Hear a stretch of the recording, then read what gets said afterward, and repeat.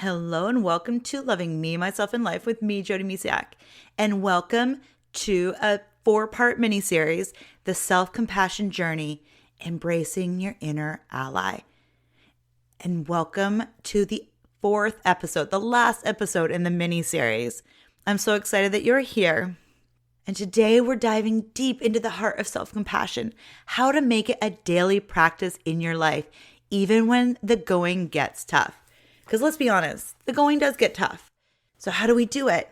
Even when life can throw things up all over the place, curveballs here and curveballs there. Now, if you've been following along, you already know that self-compassion is not a quick fix, but a lifelong journey.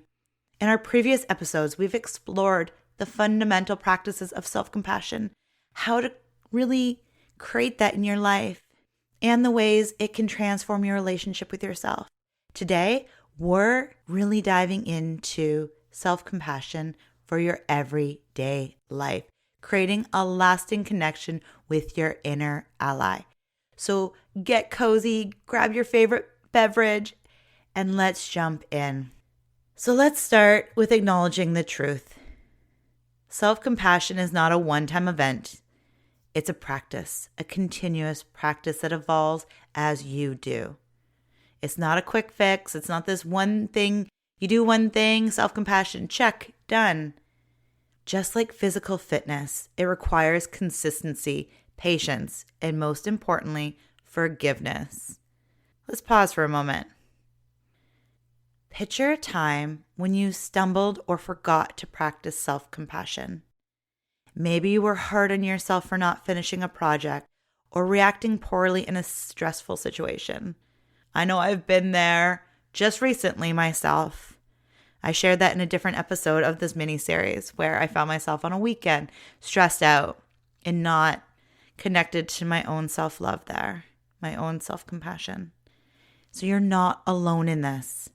We all have moments where we slip up into old habits, but here's the beauty of self-compassion.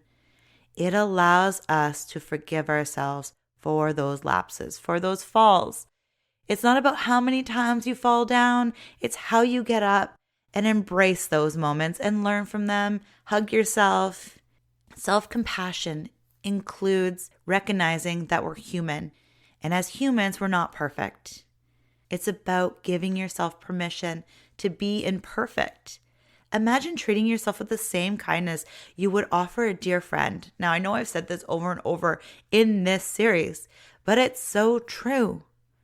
Treat yourself like a good friend of yours. How would that change your inner dialogue? Now let's talk about creating your very own self-compassion toolkit. Because like I mentioned in the last episode, it's really about building a solid foundation. Self-love is really about building a foundation and having that self-compassion. All these tools to help you. Because things happen in life. We fall down. But it's having those tools that when we have a hard time, we can lean on. It happens to me too. I've been on my self-love journey for almost 2 decades. But it doesn't mean that everything's easy breezy all the time. That's all sunshine and rainbows. I have some hard times too. But it's having tools to lean on through these hard times. So this toolkit will be your go-to resource for those moments when you need to reconnect with your inner ally. It's all about having practical strategies at your fingertips. So the first one is breathing exercises. One of the simplest yet most efficient ways to create self-compassion is through deep breathing. When you feel overwhelmed, take a moment to close your eyes. Inhale deeply through your nose. Hold it for a minute and exhale slowly through your mouth. Repeat this 5 times and notice how it calms your body and mind. Breathing is so amazing because, like I said, it's super effective, but it's also something we carry around with us every day. You don't need to remember to pack it in your purse or your backpack and take it with you. It's already with you every moment. It can help us when we're feeling overwhelmed and stressed and help us reconnect to the moment. So like I mentioned, inhale deeply through your nose and then hold for a moment and slowly exhale through your mouth and do that 5 times. But then if you want to take it further, I'd like to share one of my favorite breathing exercises with you.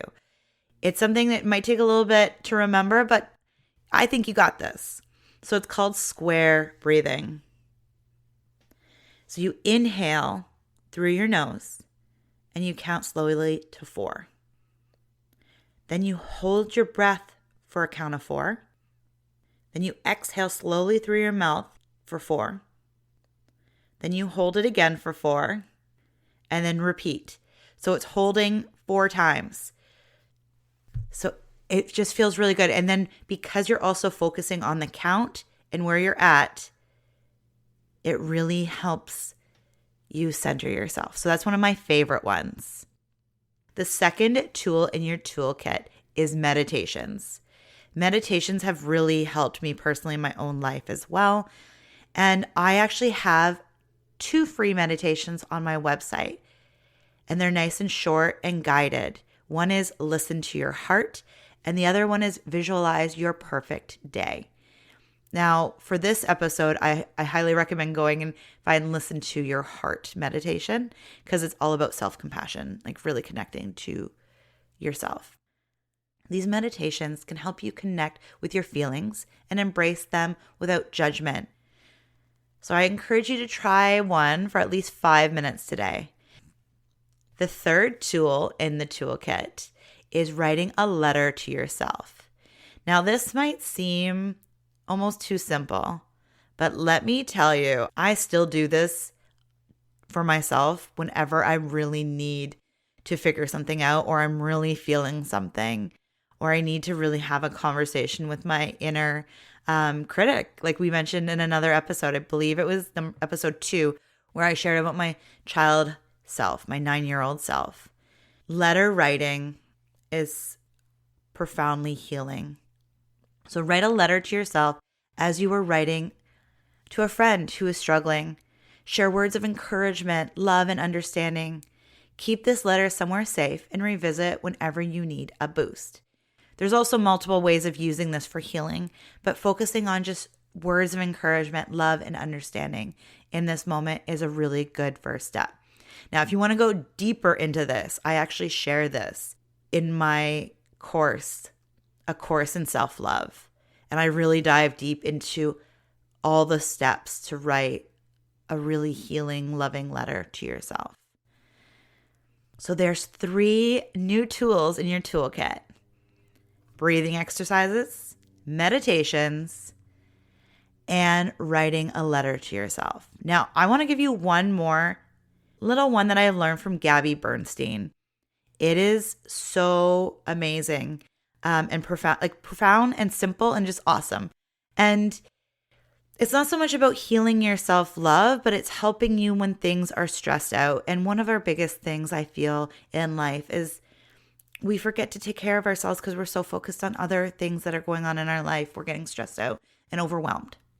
So she has this tool, and I still use it today. I've taught both my kids, and they use it when they feel stressed and overwhelmed as well. So it's taking your hand. If you're right-handed, take your right hand. And if you're not driving right now, and you can do this, you're not in the middle of anything that needs your hand, I encourage you to try this now. Now, the saying is, peace begins with me. So take your thumb and your index finger, and you put them together, and that's peace. Middle finger, thumb begins. Ring finger and thumb with, and then thumb to pinky, me. Peace begins with me. So as you say, peace begins with me, you can really center yourself. Now, I know that, like I said, that doesn't really go with self-compassion, but it kind of just came up I just had this thought to share this with you, and I really wanted to because I feel like it's needed right now and right here. So thumb and pointer finger, index finger, whatever you want to call it, pointer finger, middle finger, ring finger, and pinky. So here we go. Peace begins with me. Doesn't that feel good? And just like you're breathing, you are always with your hand. Your hand is always with you. So you can always do that when, something's stressing you out. Maybe you're triggered. Maybe you're just having a hard time with emotions, or you're comparing yourself to others and you're getting caught in this whirlwind of like, oh, I should be doing this. I'm not worthy of this. And you're spiraling out of control. Your thoughts are just taking hold. Your inner critic is being a super bully and you just can't seem to center yourself. Use your hand and do Peace Begins with Me. It's super, super helpful. Anyways, sorry, that was just one that I threw in there because it just came to me in this moment. So I have shared 3 plus a bonus one, so 4 practices that you can do. And it's really, I encourage you to go explore, find more practices, start testing them out. Do they work for you? Do they resonate with you? Do they feel good? Because it's about feeling good, right? And Louise Hay said something in one of her books that said, take what fits and leave the rest behind. Now I'm paraphrasing. It might not have been quite like that, but it's like, take what feels right and then leave the other stuff behind. I have a ton of practices that I share with you throughout Loving Me, Myself, and Life. There's gratitude practice, breathing exercises, writing a letter, journaling, so many more, meditation, visualization. And it's about exploring these practices and then finding what feels right for you. Test them out. See which feels like authentic to who you are. The more you personalize your toolkit, the more beautiful tools you'll have that are personal to you on your journey towards self-compassion. So have fun with this. Think of it as an adventure, as a journey yourself. All these practices I've shared with you throughout this series and throughout my whole podcast, I have done over 2 decades. I've learned some years and years and years ago. Others I'm still learning here and there. And they're just beautiful. So you find what works. And then sometimes I haven't used some of them for a while. And I'm like, oh, right. That's a really good tool. I could use that right now. And then I have to dust it off, polish it up, and use it again. And it's just, there's so many beautiful practices out there. It's finding what feels right to you. Okay, so now that we've talked about beautiful tools in your toolkit, I want to talk about something else that we really need to talk about here. As with any meaningful practice, self-compassion comes with its own challenges. It's essential to acknowledge these hurdles and equip ourselves with strategies to overcome them. So I'd like to share a few of them here with you today. The first one is fear of being seen as lazy or weak. Oh my goodness, I have had such a hard time with this myself. So some people, including myself, worry that practicing self-compassion is seen as lazy or self-indulgence. But here's the truth.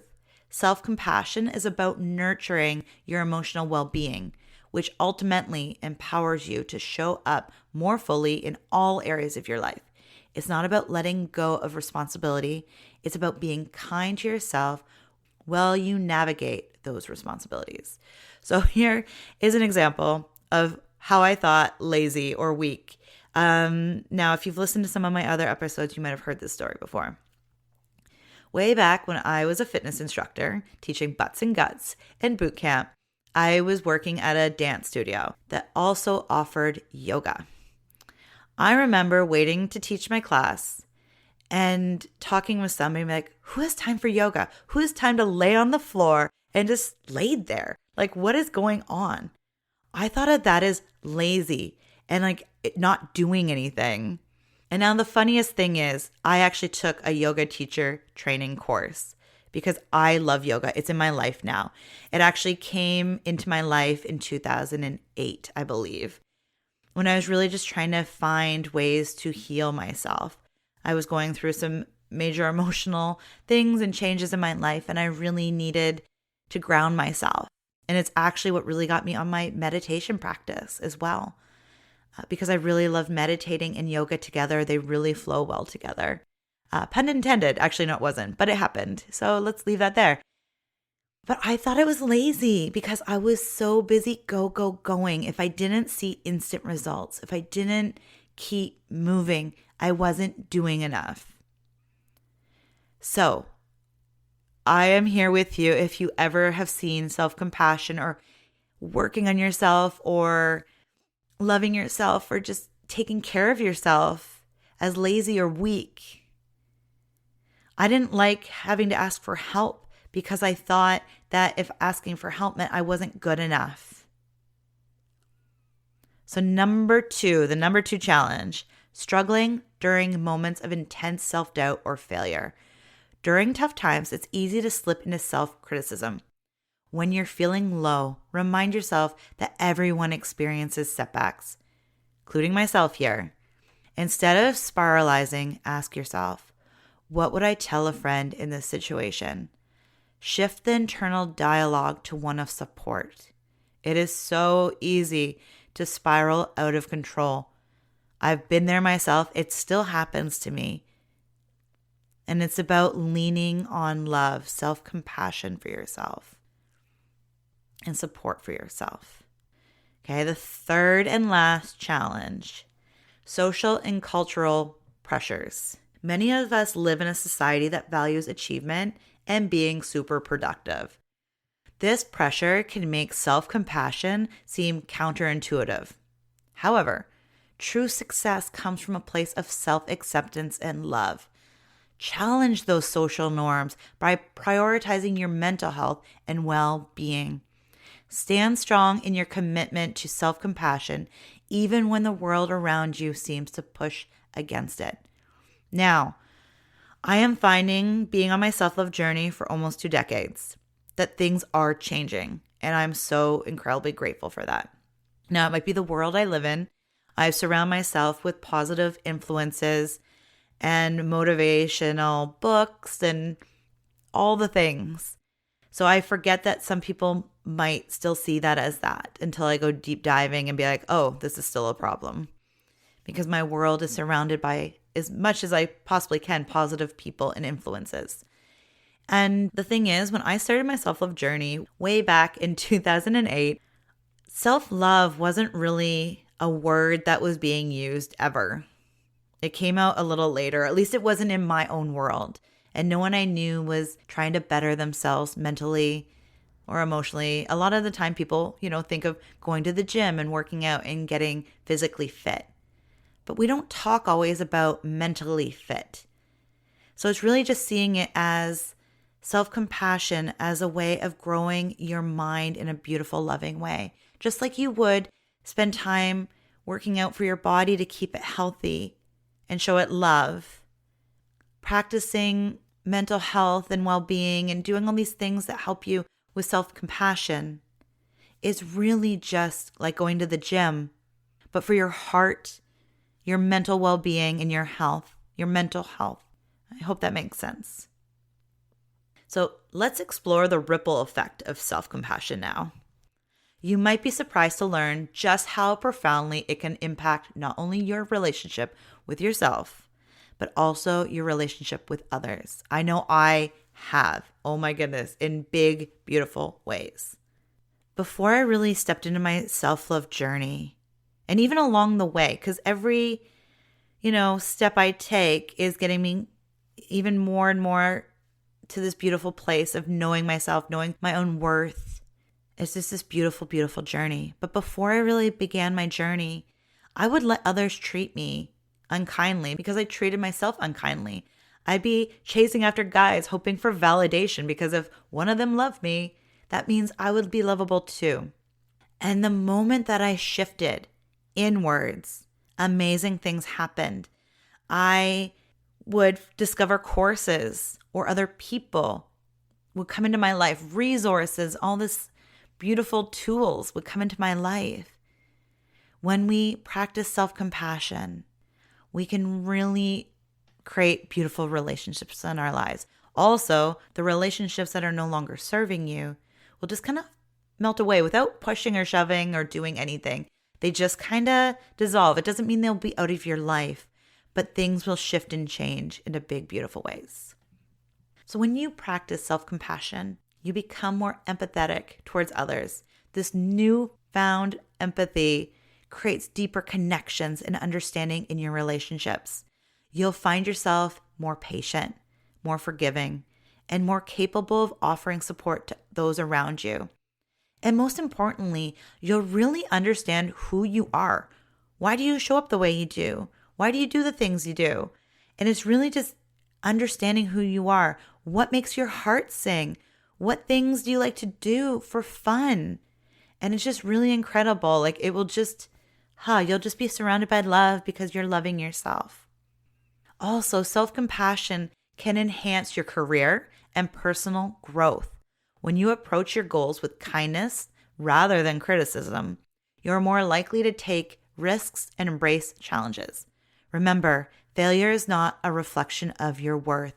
It's a stepping stone to growth.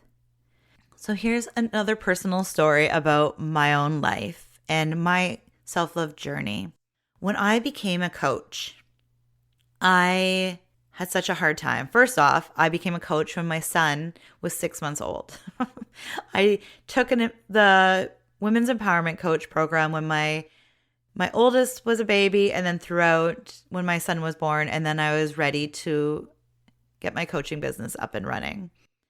And I was trying to be like the coaches that were in business for like 25 years. I was like, I need to be here now. And I was criticizing myself for not being able to show up for that. So first off, I was comparing myself to people that were in the business for way more time than I was, had more experience, more followers. And I was really, really hard on myself. You know, I would do launches and things wouldn't go well. And I was always critical with myself. So when I made that shift, more of like, instead of being critical and comparing myself to others, I really decided to kind of let all that other stuff go. Like I learned a lot through my business and being in business and all these things. And I took that. But at the same time, there's so much noise out there of what you should do or how to do this and how to do that I decided to go inward and really listen from there. And when I came from that kindness, when I gave myself compassion and really just was like, I'm going to do this because I love what I do and focus on what I give and who I want to help instead of why I suck or why I failed and things like that. And just was like, you know what? I'm still learning. I could embrace challenges in beautiful ways. I could come at it in such a different way that I could look and be like, wow, I did that. Incredible. And I can celebrate my successes.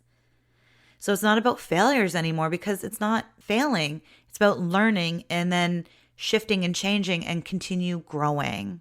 I hope that helps you. Because I too have criticized myself for so many ways and compared myself so many times to others. Remember, I am a recovering people pleaser. So I always like making everybody happy. And it took some time to really realize, one, that I was doing it in the first place, and two, to really embrace who I am and do things for me and do things for people out of love, like instead of a need to make others love me. I hope that makes sense. So doing things for people because I love them, but not doing it because I want them to love me. Okay. Also, I have shared many other times where I have felt self-critical, especially over the past couple of years.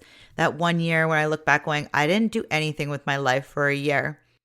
And I was feeling really, really down. But then I had to switch and change things over. Be like, oh, I needed to heal myself. I needed to really heal my body. And instead of looking at it like, oh, I didn't do anything, it was the year of healing for me. So sometimes all we need is a little shift in perspective. Practicing self-compassion has been a game changer for me, and I encourage you to explore how it can change your life too. As we wrap up this episode and our mini-series, I invite you to take action. Create your very own self-compassion toolkit. Like I mentioned earlier in this episode, go explore, have fun with this, and then identify 3 to 5 practices that resonate with you. Maybe it's that breathing exercise or a meditation. Remember, I got some free meditations on my website. Or writing a letter to yourself. Once you identify your tools, I challenge you to implement one practice every day for the next month. Keep a journal of your experiences and reflect on how these practices impact your mindset and overall well-being. Remember, thinking of it as a fun adventure. Go explore. Find lots of different practices you can do. Take the ones that feel good and leave the rest behind. And remember, self-compassion is a journey, just like self-love. And every step you take counts. You are worthy of love and kindness, especially from yourself. Thank you for joining me on this journey of self-compassion. If you found value in this mini-series, please share it with someone who might benefit from it too. Don't forget to subscribe. And don't forget, I have a beautiful BU community room that's absolutely free where we can chat and continue this conversation. Until next time, be gentle with yourself, embrace your inner ally, and keep flourishing in the beautiful journey of life. Take care and have a beautiful, beautiful day. Bye for now.